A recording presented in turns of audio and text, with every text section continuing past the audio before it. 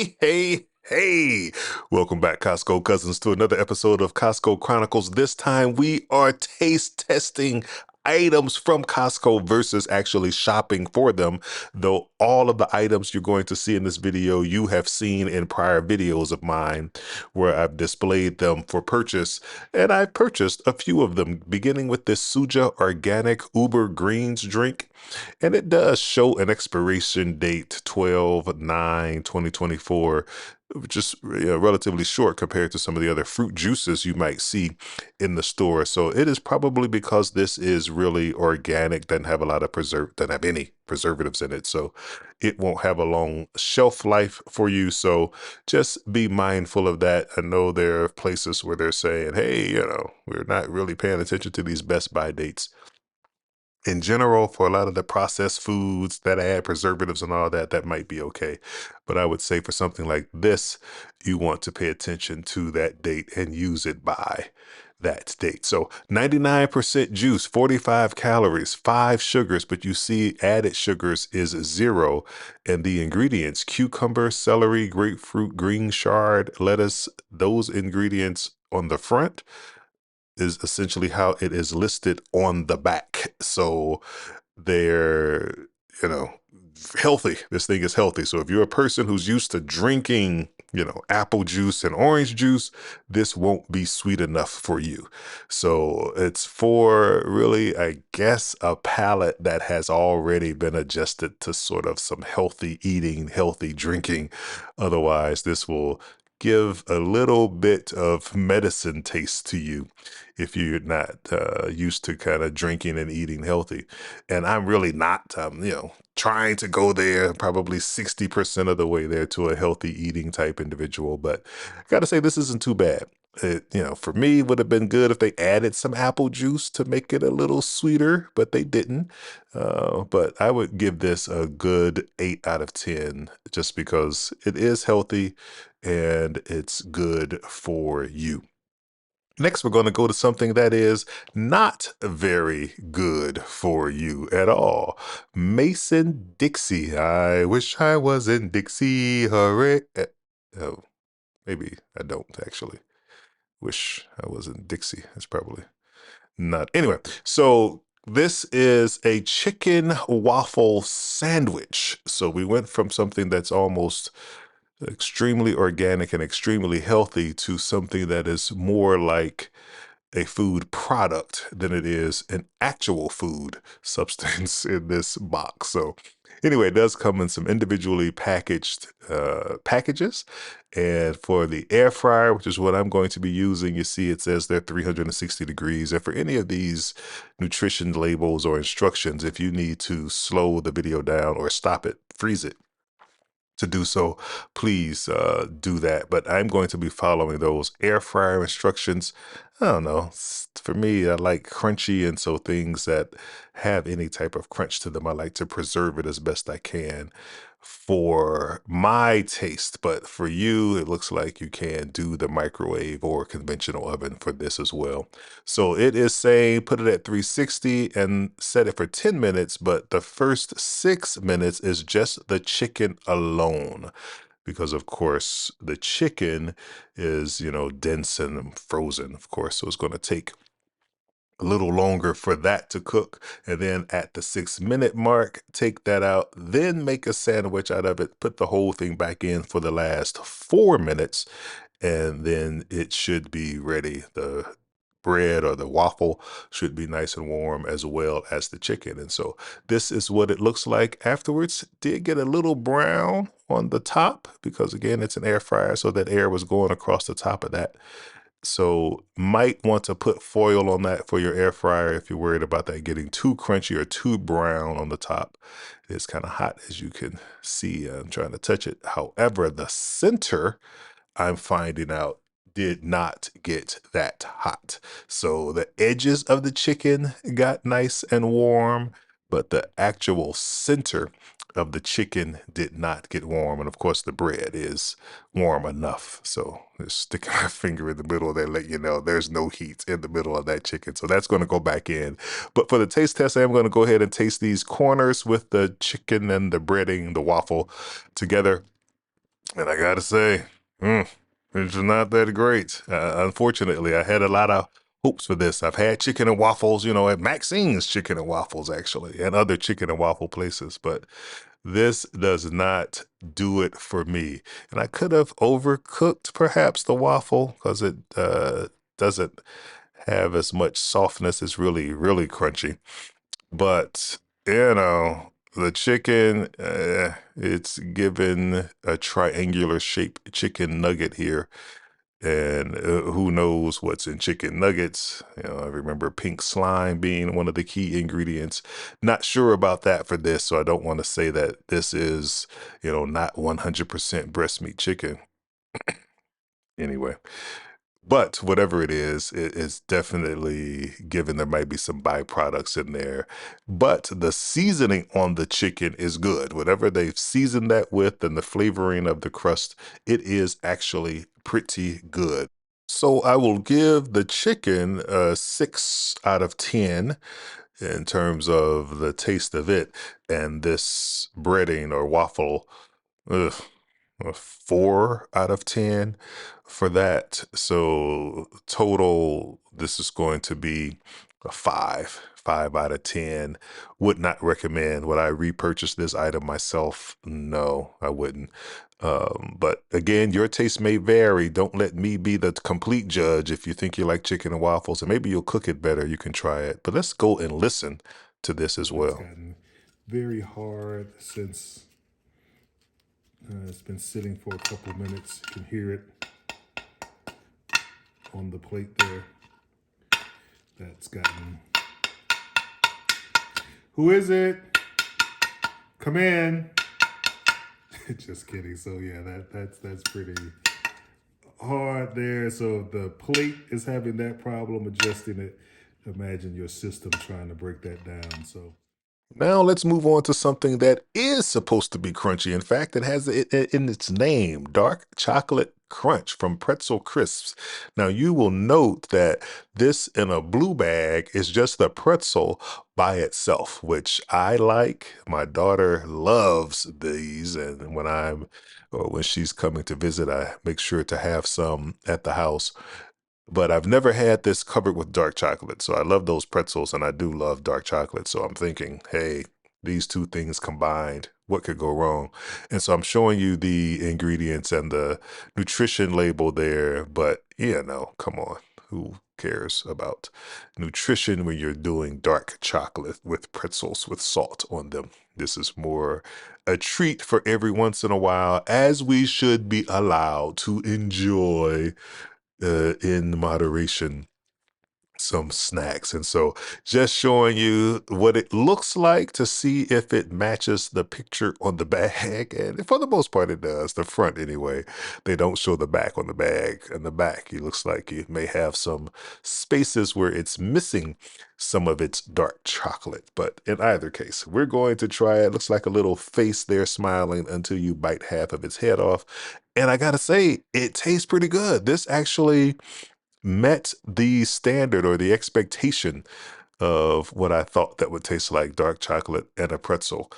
And, a good pretzel, this pretzel by itself is one of these kind of airy, extra crunchy pretzels. So a little messy. See the chocolate on my finger, which is shouldn't think that should happen, but maybe refrigerating that will take care of that problem. This product pretty good. I'll give this a 9 out of 10. I would recommend. This is something that I would try again. All right, moving on to the next item up for bid in today's Showcase Showdown, the Chicken Bakes. This is a Kirkland product. And of course, I believe it is meant to mimic the chicken bakes that are sold in the store. And so I will let you know as we get to the end of this section of the video whether or not I think it met the mark of being similar to what was sold in the store. Tells you what's in it. If you got some allergies, what to avoid, they might be here.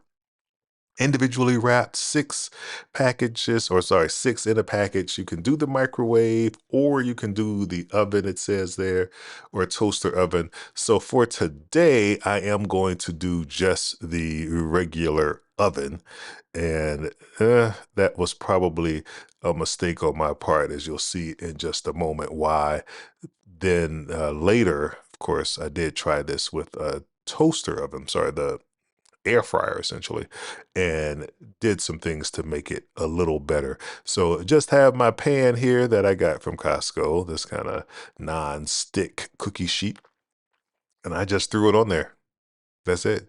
Didn't wrap it, didn't do anything. Just threw it on there, put it in the oven for the appointed time, and this is what happened. It dried out. It got too brown. Now I said 35 minutes. Unfortunately, I think I did slip that and maybe got it in for 40 minutes. It said 35 to 40 minutes, but that oven was a little too much for it. So as you can see, it looks a little dry. And the when I did it in the toaster oven and turned the heat down a little bit and got it out in 33 minutes, it was still juicy and all of that. So don't worry about that. I'm going to have this rating not just be from this particular taste test, but from a combination of me tasting it here when it dried out and kind of overcooked, and the other one.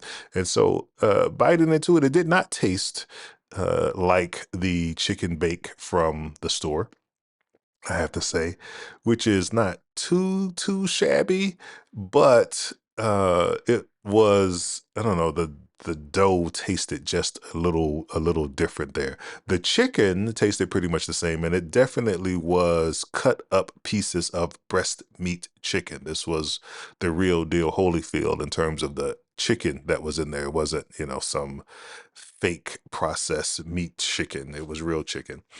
And because this one didn't have the juice in it, the other one did. So the other one had a little more flavor to it as well. Once I, cooked it properly, covered it in foil and all that. And it was still crunchy. So not bad at all. Not bad at all. A nice substitute. If these are things that you like from the Costco food court, I certainly think you would like this. For me personally, I give it an 8 out of 10. So it would be a recommend. Next, we're going to go on to the spanakopita, which is a good thing to follow that unhealthy snack with something that's a little more healthy in nature. Now, of course, this is a processed food. I'm sure it was deep fried before they gave it to me. So maybe not exactly healthy, but it has spinach in it. So fried spinach is better than no spinach at all. You can see it does have the two options of preparing it either with the conventional oven or the air fryer. I am going to use the air fryer and would recommend that you do the air fryer for this, because the idea is to have that crunchiness, and it is absolutely better. I think I've tried it both ways. It's not my first time trying this product, so I'm of course cooking it and doing it live for the video, but I've made this before, and the kids like it, by the way, just to kind of spoiler alert this. So you'll know I will probably like it as well. In either case, yes. So it has, think I don't know, an egg roll, spring roll, but instead of it being, cylindrical in shape, it is triangular in shape, essentially what this is, and stuffed with spinach and feta cheese versus whatever is in a spring roll you get from the Chinese food restaurant. So that's essentially what it is. And putting it on the foil, one of the things I realized I probably should have done is either just put this in the air fryer directly on the rack, or put holes in the bottom of the foil so that the air could circulate on the bottom, try to make it spaced out in there. But because I didn't have any air circulating around the bottom did not get as crunchy. When I've done this before, I had a different air fryer and I just put that directly on the rack of the air fryer so that air was able to get all around it. And so 350 degrees is what it recommends for 10 minutes. And that is exactly what I've done here. And you can see it came out pretty good, except that bottom. Like I said, the bottom was not quite as done as the rest of it, but the rest of it is nice and brown, has some leaking ingredients there. And so extra crunchy, extra crispy on the edges, which is just fine, maybe a little brown. Had some old Chick-fil-A sauce that I had in the refrigerator. So I'm setting that on top to let that get to room temperature from the warm spinach wrap, spanakopita, to try that a little later. But just by themselves, this is actually pretty good. Even for a non-health person, a person who doesn't eat a lot of spinach and vegetables and whatnot. The spinach is not overcooked. It's still, pretty green and healthy. The sauce, this extra sauce, really does help it. That was Polynesian. And then I had this hot chicken sauce from, I think the place is called Houston Hot Chicken, a local restaurant here in Las Vegas. So adding that really good. So I would say 9 out of 10 by itself. And then adding the sauce, 10 out of 10, highly recommend. Of course, the sauce makes it a little unhealthier, but if you want to add just a little extra flavor to it, that's the way to go. Next, we're going to try the lobster sliders. And this also has a best buy date, but that's a year from when I purchased it. So it's, of course, a nice long time as long as you have that frozen. The ingredients here, at least the first ingredient is cooked lobster. Unfortunately, the second ingredient is salt, but we get what we get, and it's pretty straightforward. There's some butter packets in there, 3 butter packets. Now, I pulled this out, it was frozen, and didn't realize that you should have the lobster meat thawed out. So that's a word to the wise. Don't just think you're going to open this up and cook it right away. They suggest you put that lobster meat in the freezer overnight. I'm sorry, in the refrigerator overnight, and come back the next day and actually prepare it. So that's what I ended up doing. I had to come back after opening the package, but drained the package of the liquid that was in there, and it wasn't much liquid actually. I'll show you here what was left. Not a whole lot of liquid left, but there are some big chunks in it, and because it's going on these small slider rolls, they suggest to cut the pieces into 1/4 inch pieces, but do what you want there. If you like to have a big hunk of lobster, go ahead, try that. Do that as well. And it is real. That's just 100% lobster meat. So that's why these were expensive. I can't remember exactly what they cost. Have to go back in the video, but they were pricey. I got them for $10 off. They were on sale a little bit. But still, they are pricey. So first, I'm taking half the butter, half of one of the butters. Again, there are 3 packs of butter, and just cutting the rolls in half and toasting the rolls in the butter. And you don't want to use all of the butter here because, of course, you need that to warm the lobster up. So I took out the butter, just put a little in there and then took out the rest of it. So doing that first, got a nice little toast on there, and I did not thaw the buns out, so they were actually still frozen. Or did I have them in the refrigerator? I don't remember. But in either case, they were very cold, so toasting them was a smart idea to get them toasted up. And this toasted up very nicely with that butter. I'm not sure exactly. They call it seasoned butter. Don't know if that's good butter or bad butter. Of course, it's not Kerry Gold or anything like that. So probably not high end healthy butter, but it definitely did the trick here to get these toasted up and ready to go. And then after getting those toasted, clear the pan of that, add more butter to the pan, and then, of course, add the lobster meat to the pan to heat that up.